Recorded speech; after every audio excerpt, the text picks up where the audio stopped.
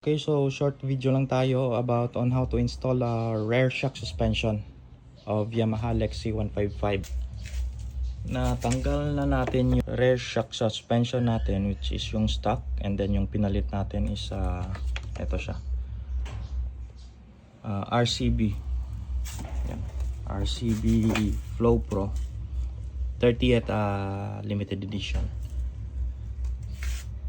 Yan siya.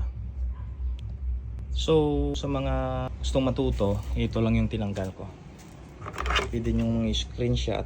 Ito, tanggalin nyo syempre yung mga screw nya. Screenshot nyo na lang left side play rings ng motor nyo. Syempre yung Yamaha Lexi 155 ano. Ito siya. So advantage nito is that kapag ikaw yung gumawa nito, syempre malilinisan pa natin to. Ito yung may mga alikabok, and then part of it syempre matututo tayo. Naikabit na natin to, and then ibabalik ko na lang yung lock nya dito. Cheese, ito siya.